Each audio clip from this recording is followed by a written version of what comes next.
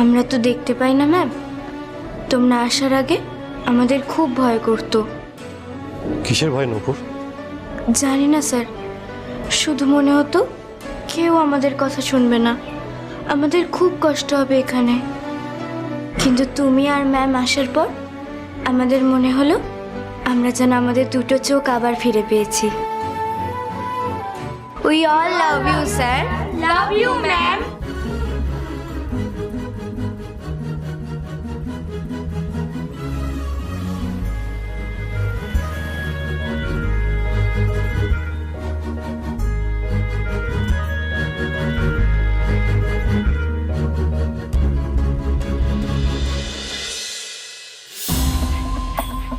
Thank you Anshu, আজ তোমাদের জন্য আমি এত বড় একটা সুযোগ পেলাম।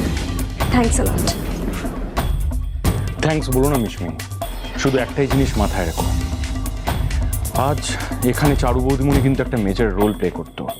আর আজ চারু বৌদিমণির জন্যই আমরা মিস্টার জেমসের এত বড় একটা ডিল ক্র্যাক করতে পেরেছিলাম।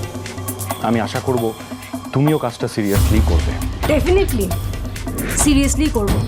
আর দেখো, তোমার দাদাভাই আমাকে কাজ করার পারমিশন দিয়েছে, এটা আমার কাছে একটা অনেক বড় পাওয়া। আর তোমরা আমাকে বিশ্বাস করে যে জায়গাটা দিয়েছো, তার অমর্যাদা আমি কখনো করব না। কি জানো তো অংশু, আমার মম না সবসময় আমাকে বলতো, মিশবে তোর দ্বারা কিচ্ছু হবে না, তোর কোনো পেশেন্স নেই, তুই প্রচণ্ড জেদি।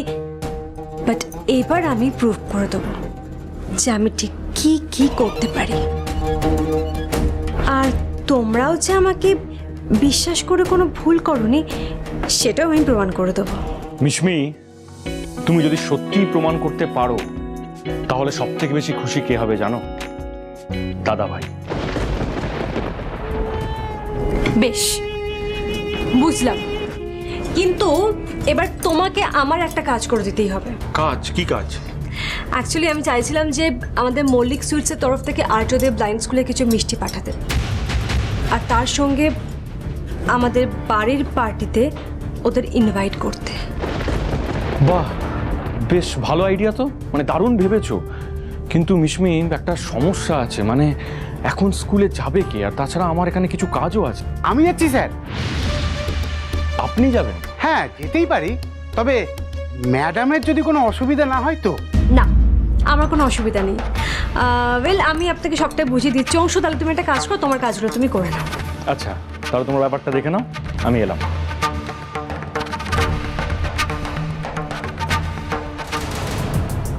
কুণ্ডুবাবু, আমি কিন্তু আপনাকে শুধু মিষ্টি মুখ করার জন্য পাঠাচ্ছি না, আপনাকে একটা বড় কাজ করে দিতে হবে। কি কাজ ম্যাডাম? আপনাকে ওই ব্লাইন্ড স্কুল থেকে একজনের খোঁজ নিয়ে আসতে হবে। পারবেন তো? আমি ওই খোঁজাখোঁজি মোছামুছির কাজটা বরাবরই খুব ভালো করতে পারি ম্যাডাম। আপনি বলুন শুধু কার খোঁজ আমায় আনতে হবে? ওই স্কুলের গানের টিচারের, ওনার সমস্ত ডিটেলস আমার চাই। নাম কি? চন্দ্রিমা। ওকে ম্যাডাম, আমি ওনার নারী নক্ষত্র সব জেনে আপনাকে জানিয়ে দিচ্ছি। Thank you.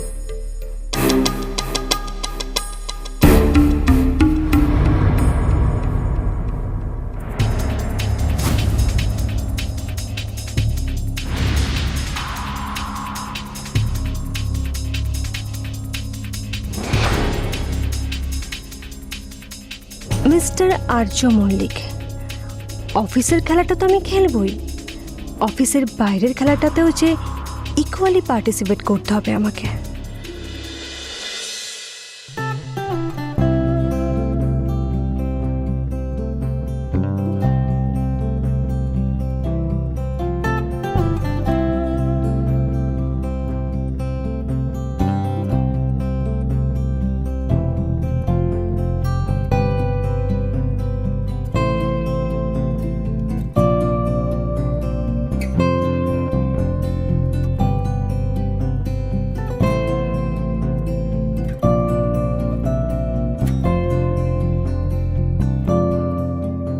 এমনই একটা স্কুল চেয়েছিলাম।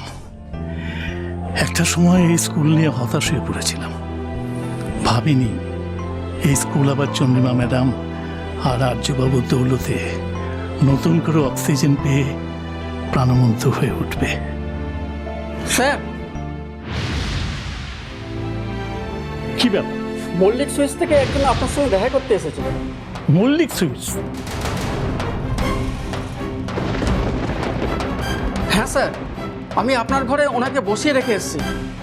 ও, এই আর্যবাবু, এই মল্লিক সুইটস আপনাদের দোকান তো? হ্যাঁ, তাহলে প্লিজ একবার আমার সঙ্গে আসুন প্লিজ, দেখি কে এসছে।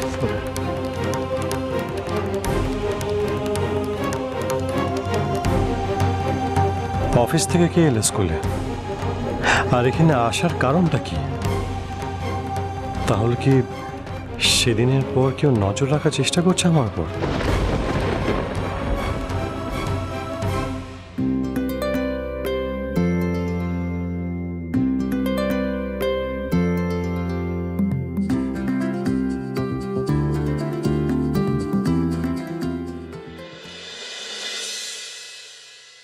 এ কি কবিরাজ মশাই, আপনি তো দিন দিন আরো দুর্বল হয়ে যাচ্ছেন।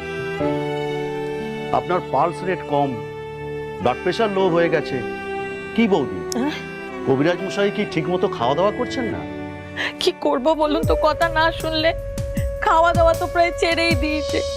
আমি কত যত্ন করার চেষ্টা করছি, খাওয়ানোর চেষ্টা করছি, সব চেষ্টা চলে। ডাক্তারবাবু আপনি বোঝান, আমার স্বামী, ওর যদি কিছু হয়ে যায় আমি তো জলে ভেসে যাব।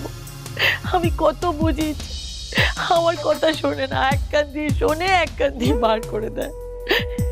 আমার একেবারে নাজেহাল অবস্থা ডাক্তারবাবু। আমার স্বামীকে আমি ছাড়া আর কে দেখবে বলুন? আমি তো যা করছি ও সব ভালোর জন্যই করছি। ও ডাক্তারবাবু, আপনি ওকে বোঝান না, একটু খাওয়া দাওয়া করতে, শরীরের যত্ন নিতে একটু বুঝিয়ে বলুন না ডাক্তারবাবু। এই রকম করলে কি করে হবে কবিরাজ মশাই? আপনাকে তো তাড়াতাড়ি সুস্থ হয়ে উঠতে হবে। গ্রামের সবাই আপনার এই সুস্থ হয়ে ওঠার অপেক্ষায় আছে। গ্রামের লোকেদের আর কি, ওদের তো কোনো খেয়ে দে কাজ নেই, ওদেরকে তো আর ভুগতে হয় না, এই ভুগতে হয় আমাকে।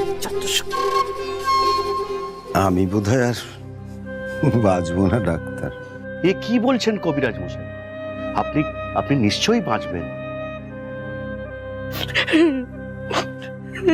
কি জানি, আসলে আসলে তো প্রত্যেকটা মানুষ বাঁচে কিছু আশা, কিছু ইচ্ছে নিয়ে।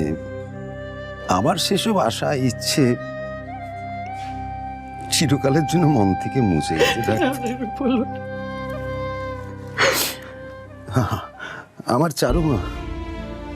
চারুমা বলেছিল আমার জামাই বাবা জীবন যেন এবার দুর্গাপুজোতে নিজের চোখে দুর্গাপুজোটা দেখতে পায়, তার সব ব্যবস্থা আমরাই করব।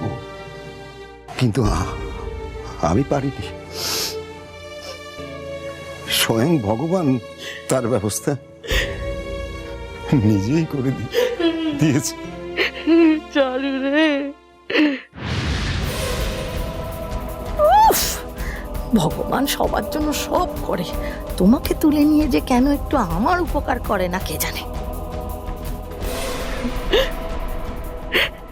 নিজেকে আমার খুব ছোট মনে হচ্ছে ডাক্তার। বাবা হিসেবে আমি ব্যর্থ। আপনি আপনি ব্যর্থ নন কবিরাজ মশাই। গ্রামের এত মানুষ আপনাকে কি এমনি এমনি ভালোবাসে? আপনি আগে সুস্থ হয়ে উঠুন, দেখবেন সব ঠিক হয়ে গেছে।